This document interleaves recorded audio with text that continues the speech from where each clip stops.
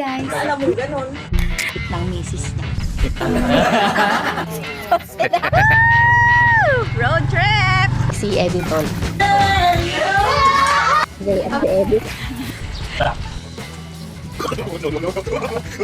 Guys, tingnan niya. Ay, legit to!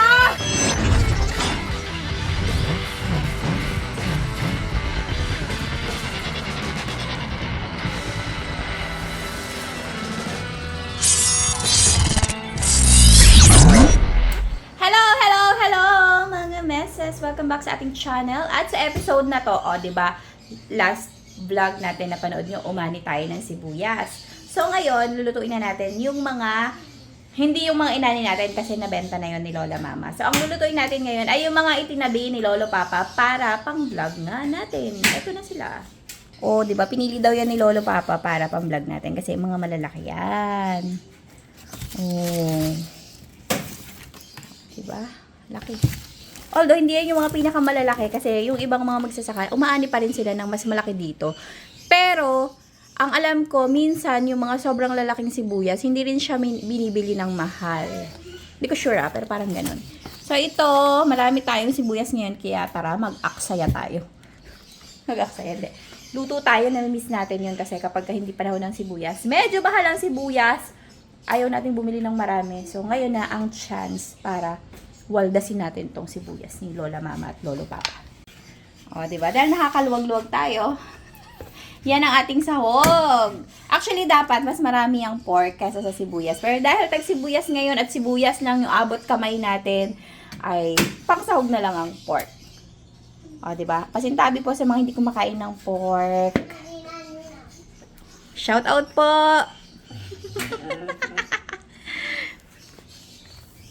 Shout out po sa nakaabang sa pork. Pachi! Pachi, pachi, pachi! Pachi, pachi, pachi, pachi! Pachi, pachi, pachi! Pachi, pachi, pachi! Bagsak! Bagsak si Pachi. Buhay kayo ng matagal.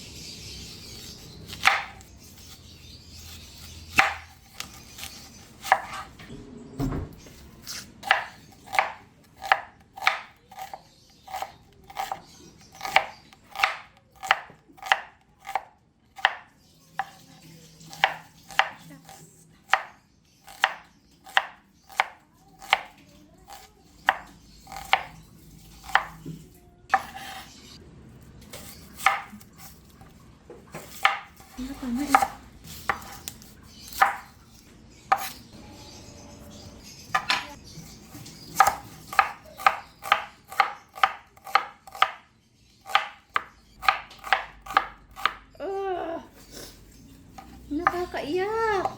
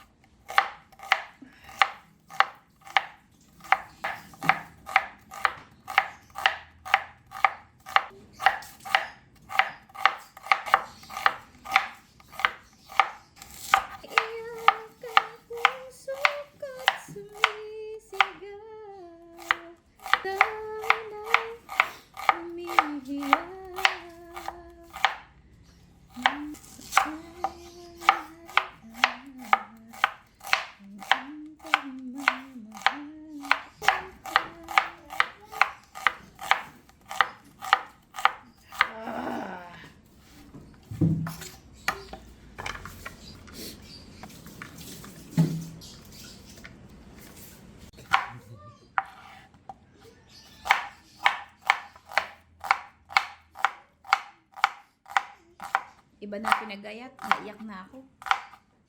So ngayon naman mga meses, kukuha tayo ng isang ingredient na nandito lang sa likod ng bahay, ang calamansi. Let's go!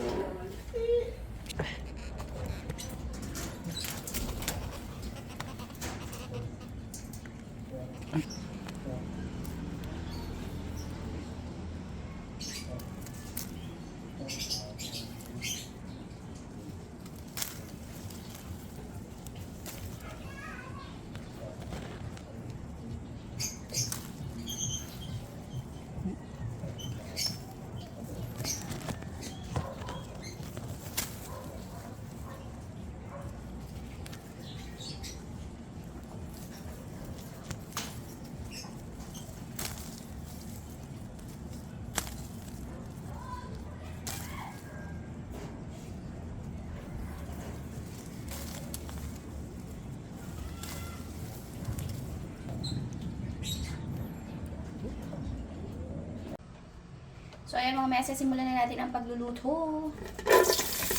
Siyempre, importante, maraming bawang.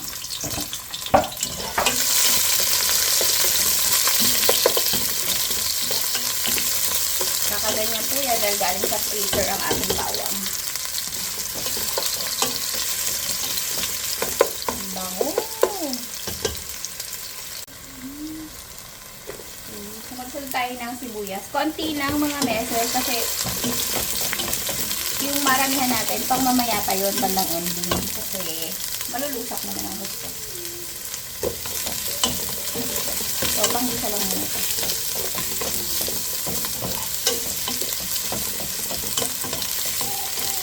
Yes po. Ano po yun? Wow.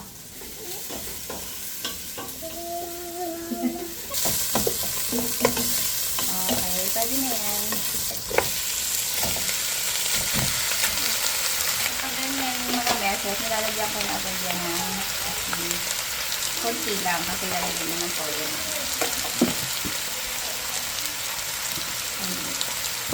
Lang natin yung paminta. So, yung isang putsa ko lang to hanggang sa, alam mo yun, manuot na yung yung aroma ng bawang at sibuyas sa kanya.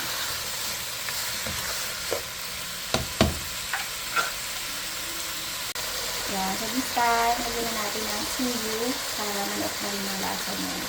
Linamnam.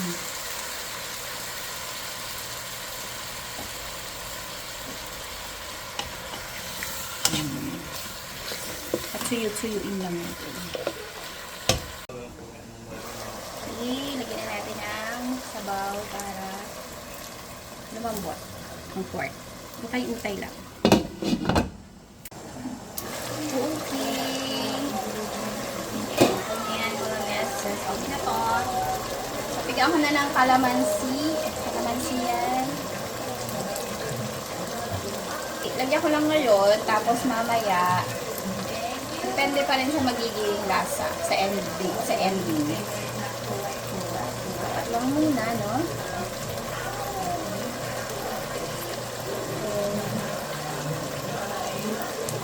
Okay, halo lang natin konti. Tapos, lalagay ko na yung ating konting sibuyas. Uy, humulig. Okay. Ganyan talaga, konti lang yung karne, tapos maraming sibuyas. Para maraming makakain. Sahog lang natin yung sibuyas, ay yung karne. Main ingredient natin yung sibuyas. Kasi siya ang kailangan natin eh.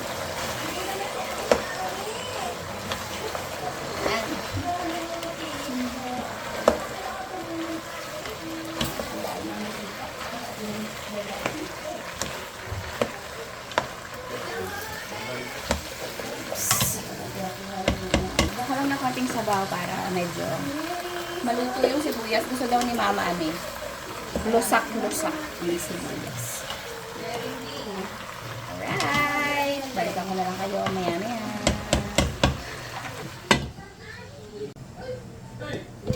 Yeah. So, ito na itsura niya mga meses. Actually, pwede na yan. Kaso, nakulangan ako sa asin. Kaya, nagdigan ko lang ng kalamansi para mas marami-rami yung kilig effect.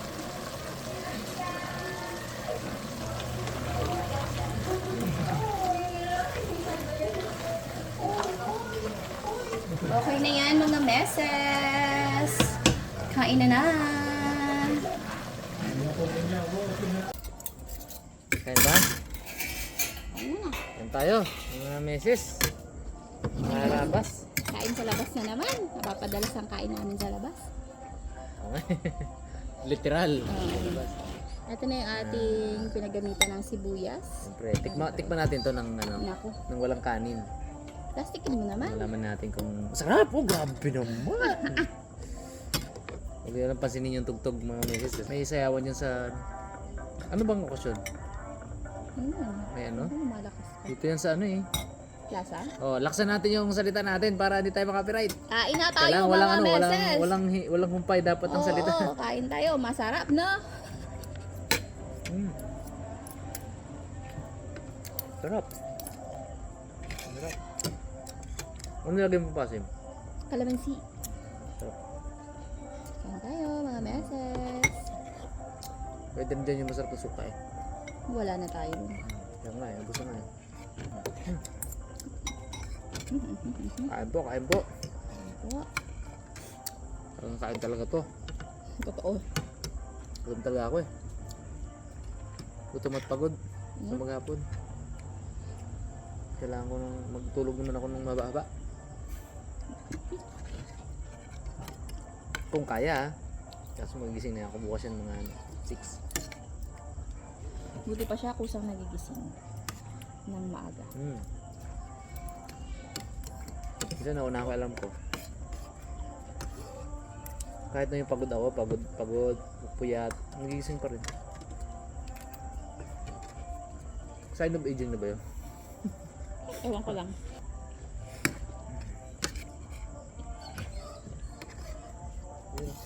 Malawak-lawak na yung tambak ni Mamak dyan. Maganda na yung aming dulo. Wala na yung mga sukal. Pwede na takbo ni Gray.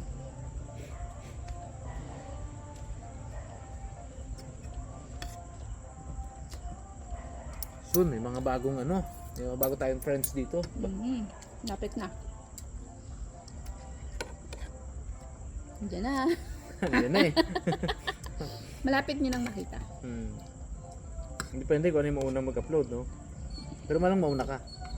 I-edit ko pa yung akin yun. Hindi at least teaser. May abangan sila. Ang ganda. I-edit ko pa eh. Ang dami! Microbird. Cute! Pag silip mo, bigla silang kumunti eh. Bakit? Feeling ko nagsiksikan dun sa mga pugad. Diskuhan. Bala na, kumaka-copyright. Sarap ah. Puro tabayo ng sando ko. Iiwas mo nga lang yung taba. Hindi, tanggalin mo lang. Huwag mo lang kainin yan. Ako paminsan-minsan naman, ayos lang. Tag-sibuyas na talaga. Mayaman ng tao sa sibuyas. Naalala ko, nung mga bata kami, pag anihan namin ng sibuyas, kasi dati mga karabas, mga meses, kami? Kasama ba? Wala kaming, necessarily kami lupa, pero wala kaming pampuhunan para magsibuyas. So mayroong someone na mayaman sa bayan, naging kaibigan ni Tatang. Siya yung nagpipinance. Tapos si Tatang yung nagtatrabaho. Tapos labas gastos ate. So pag anihan, grabe yung talagang mapupurga ka sa sibuyas. Tapos ang sahog, napakakunting karne. Correct. Ayun. Hindi siya adobong hindi siya adobong baboy, adobong sibuyas. Adobong sibuyas na. Pero napakalasa, grabe. Correct. Sarap. Tsaka ang anihan ng sibuyas, di ba? Usually natataon siya mahal na araw. Sa mga simbahan, di ba uso yung pag mahal na araw ng mga pagkain. Hindi to nawawala. Adobong sibuyas, pero pritong isda yung sahog niya. Na konti lang din. Tipid na paulam. Kumuha lang yun sa niya eh. Kapitbahay niya eh. Hindi niya pa sa sarili, no? Bumunot pa sa iba. Bumunot.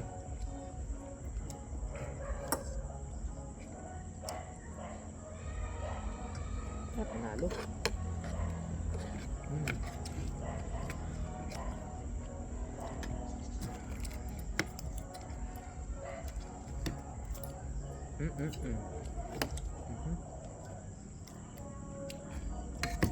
Alam na siguro tayo? Ha? Makaka-copyright na ako ng todo-todo. Sige. So ayun mga meses, salamat sa panonood. Mahaba natin vlog mo eh. Iwas-iwasan natin yung copyright na yun. Talagang habang tumatagal, palakas pa ng palakas. Pero wala masyado mapapasaya yan. na kami.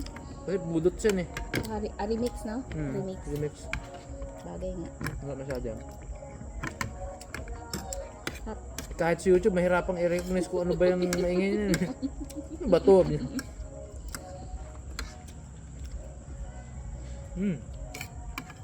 Sarap. Okay.